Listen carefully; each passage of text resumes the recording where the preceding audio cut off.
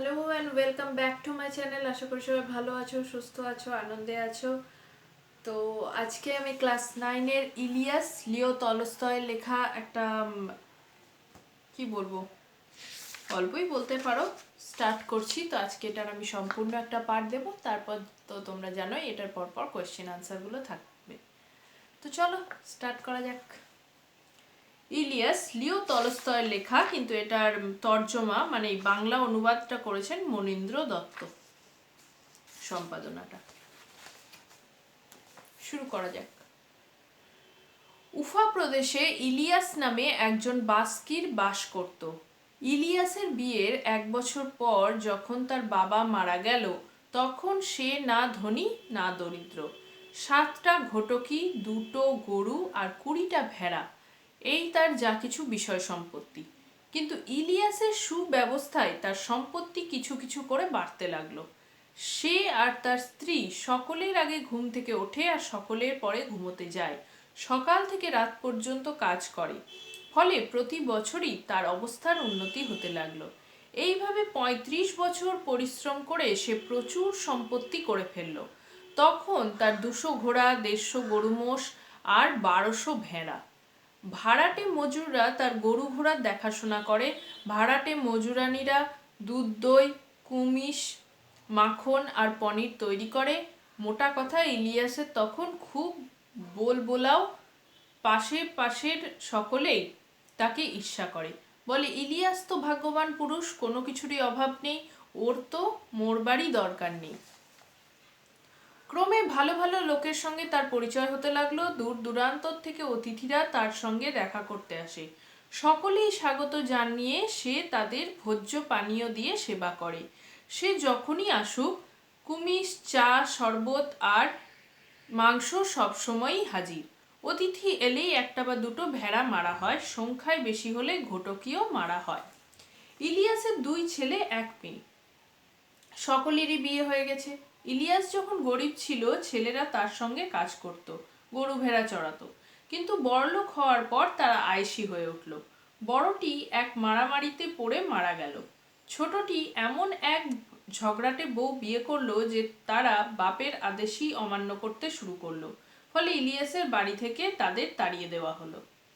ইলিয়াস তাকে একটা বাড়ি দিল, কিছু গরু ঘোড়াও দিল। ফলে ইলিয়াসের সম্পত্তিতে টান পড়লো। তারপরে ইলিয়াসের ভেড়ার পালে মড়ক লেগে অনেকগুলো মরে গেল। তার পরের বছর দেখা দিল দুর্ভিক্ষ। খড় পাওয়া গেল না একেবারে। ফলে সে বছর শীতকালে অনেক গরু মোষ না খেয়ে মরল। তারপর কিরবিজরা তার সবচাইতে ভালো ঘোড়াগুলো চুরি করে নিয়ে গেল।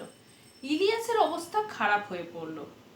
যত তার অবস্থা পড়তে লাগলো, ততই তার শরীরের জোরও কমতে লাগলো।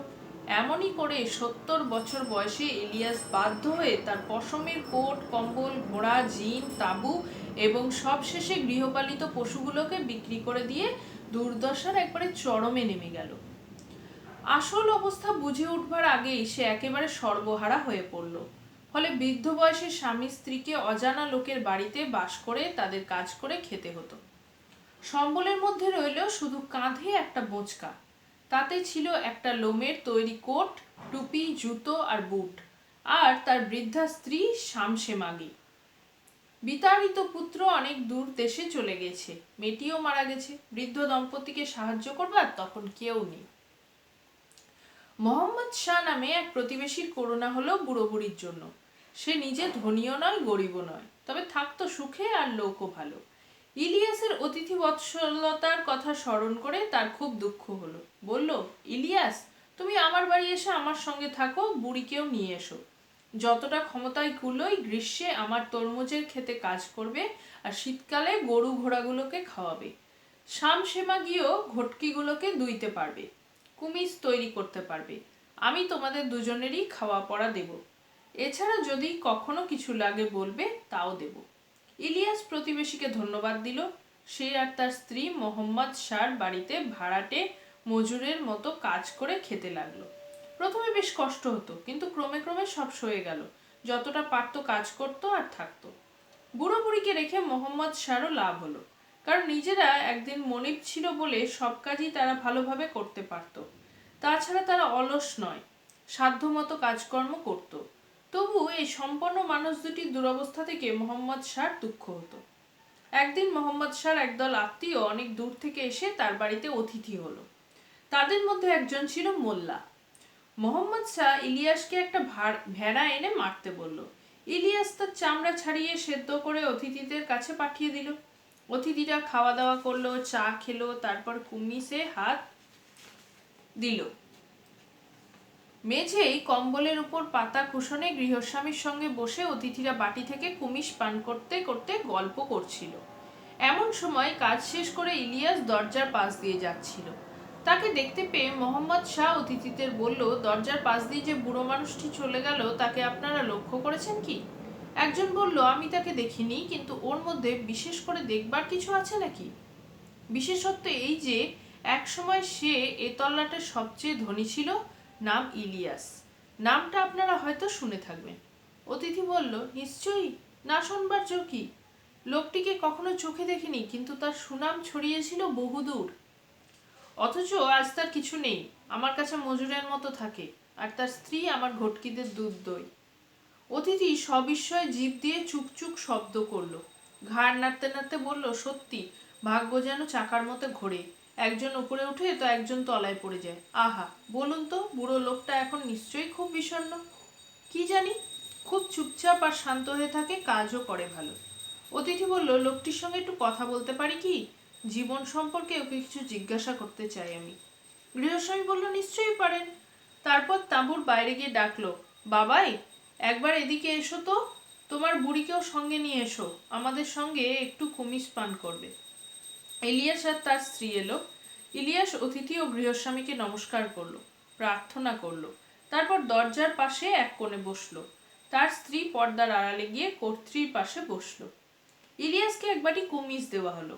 সে আবার অতিথি ও গৃহস্বামীকে মাথা নিচু করে নমস্কার করলো এবং একটু খেয়ে বাকিটা নামিয়ে রাখলো। অতিথি তাকে জিজ্ঞাসা করলো, আচ্ছা বাবাই, আমাদের দেখে তোমার অতীত জীবনের সুখ সমৃদ্ধির কথা স্মরণ করে এবং এখানকার দুরবস্থার কথা ভেবে কি খুব কষ্ট হচ্ছে? ইলিয়াস হেসে বলল, সুখ দুঃখের কথা যদি বলি আপনারা হয়তো আমার কথা বিশ্বাস করবেন না, বরং আমার স্ত্রীকে জিজ্ঞাসা করুন। তিনি মেয়ে মানুষ, তার মনেও যা মুখেও তাই, এ বিষয়ে তিনিই পুরো সত্য বলতে পারবেন। অতিথি তখন পর্দার দিকে তাকিয়ে বলল, আচ্ছা ঠাকমা, আগেকার সুখ আর এখনকার দুঃখ সম্পর্কে তোমার মনের কথাটা বলো তো। পর্দার আড়াল থেকে শামসেমাগি বলতে লাগলো, এই হলো আমার মনের কথা। 50 বছর এই বুড়ো আর আমি একত্র বাস করছি, সুখ খুঁজেছি, কিন্তু কখনো পাইনি। আর আজ এখানে এই আমাদের দ্বিতীয় বছর। যখন আমাদের কিছুই নেই, যখন আমরা ভাড়াটে মানুষের মতো বেঁচে আছি, তখন আমরা পেয়েছি সত্যিকারের সুখ। আজ আর কিছুই চাই না। অতিথিরা বিস্মিত, গৃহস্বামীও বিস্মিত। সে উঠে দাঁড়ালো, পর্দা সরিয়ে বুড়ির দিকে তাকালো, দুই হাত ভেঙে বসে সে স্বামীর দিকে চেয়ে হাসছে। স্বামীও হাসছে। বুড়ি আবার কথা বলল, আমি সত্য কথাই বলছি, তামাশা করছি না। অর্ধ শতাব্দী ধরে আমরা সুখ খুঁজেছি। যতদিন ধনী ছিলাম কখনো সুখ পাইনি, কিন্তু আজ এমন সুখের সন্ধান আমরা পেয়েছি যে আর কিছুই আমরা চাই না। কিন্তু এখন কিসে তোমাদের সুখ হচ্ছে? বলছি, যখন ধনী ছিলাম, বুড়োর বা আমার এক মুহূর্তের জন্য শান্তি ছিল না। কথা বলবার সময় নেই, অন্তরের কথা ভাববার সময় নেই, ঈশ্বরের কাছে প্রার্থনা করবার সময় নেই, দুশ্চিন্তারও অন্ত ছিল না। হয়তো অতিথিরা এলেন, এক দুশ্চিন্তা, কাকে কি খেতে দিই, কি উপহার দিই, যাতে লোকে নিন্দা না করে। আবার অতিথিরা চলে গেলে মজুরদের দিকে নজর দিতে হতো। তারা যেমন কম খেটে বেশি খেতেই ব্যস্ত, তেমনি আমরাও নিজেদের স্বার্থে তাদের উপর কড়া নজর রাখি, সেও তো পাপ। অন্যদিকে দুশ্চিন্তা, এই বুঝি নেকড়েতে ঘোড়ের বাচ্চা বা গরুর বাছুরটা নিয়ে গেল, কিংবা চোর এসে ঘোড়াগুলোই নিয়ে সরে পড়ল। রাতে ঘুমোতে গেলাম, কিন্তু ঘুমোবার উপায় নেই, মনে দুশ্চিন্তা। ভেরি বুঝি ছানাগুলোকে চেপে মেরে ফেললো, ফলে সারা রাত ঘুমই ছিল না। একটা দুশ্চিন্তা পেরোতেই আর একটা এসে মাথা চাড়া দিত। শীতের জন্য যথেষ্ট খড় মজুত আছে তো? এছাড়া বুড়োর সঙ্গে মতবিরোধ ছিল। সে হয়তো বলল এটা এভাবে করা হোক, আমি বললাম অন্যরকম, ফলে ঝগড়া, সেও তো পাপ। কাজেই এক দুশ্চিন্তা থেকে আর এক দুশ্চিন্তায়, এক পাপ থেকে আর এক পাপেই দিন কাটতো। সুখী জীবন কাকে বলে কোনোদিন বুঝিনি। আর এখন এখন বুড়ো আর আমি একসঙ্গে সকালে উঠি, দুটো সুখ শান্তির কথা বলি, ঝগড়াও কিছু নেই, দুশ্চিন্তাও কিছু নেই। আমাদের একমাত্র কাজ প্রভুর সেবা করা। যতটা খাটতে পারি স্বেচ্ছায় খাটি, কাজেই প্রভুর কাজে আমাদের লাভ বই লোকসান নেই। বাড়িতে এলেই খাবার ও কমিশ পাই। শীতকালে গরম হবার জন্য লোমের কোট আছে, জ্বালানি আছে, আত্মার কথা আলোচনা করবার বা ভাববার মতো সময় আছে। সময় আছে ঈশ্বরের কাছে প্রার্থনা করবার। 50 বছর ধরে সুখ খুঁজে খুঁজে এতদিনে পেয়েছি। অতিথিরা হেসে উঠল, কিন্তু ইলিয়াস বলল, বন্ধুগণ হাসবেন না, এটা তামাশা নয়, এটাই মানুষের জীবন। আমার স্ত্রী আর আমি অবুঝ ছিলাম, তাই সম্পত্তি হারিয়ে কেঁদেছিলাম, কিন্তু ঈশ্বর আমাদের কাছে সত্যকে উন্মুক্ত করেছেন। আর সে কথা যে আমরা আপনাদের বললাম তা ফুর্তির জন্য নয়, আপনাদের কল্যাণের জন্য। তখন মোল্লা বললেন, এটা খুবই জ্ঞানের কথা। ইলিয়াস যা বলল সবই সত্য এবং পবিত্র গ্রন্থে লেখা আছে। শুনে অতিথিরা ভাবতে বসলো। ঠিক আছে, আশা করি ভালো লাগবে। এই ভিডিওগুলো আমি সম্পূর্ণ আলাদা রাখি, যাতে তোমাদের কোনো সময় যদি দরকার হয় এবং সময় না পাও টেক্সট পড়ার, চট করে এগুলো শুনে নিতে পারো। তাই এগুলোর সাথে আমি কোয়েশ্চেন আনসার কখনো অ্যাড করি না, করবও না। কোয়েশ্চেন আনসারগুলো নেক্সট ব্লগ থেকে আপলোড হতে থাকবে, যেমন তোমরা জানো। যারা আমার ভিডিওটা প্রথম দেখছো তাদের রিকোয়েস্ট থাকবে, এই চ্যানেলে আমার এই রিলেটেড 9, 10, 11, 12 সমস্ত ধরনের ভিডিও আছে, প্লিজ সেগুলো দেখো। আর চ্যানেলটাকে নতুন এসে থাকলে অবশ্যই সাবস্ক্রাইব করো, লাইক করো, শেয়ার করো, এবং তোমাদের যা কিছু জানানোর মত প্রকাশ, কোয়েশ্চেন, সেগুলো অবশ্যই কমেন্ট করো। ভালো থেকো, দেখা হবে নেক্সট দিন নেক্সট ব্লগে।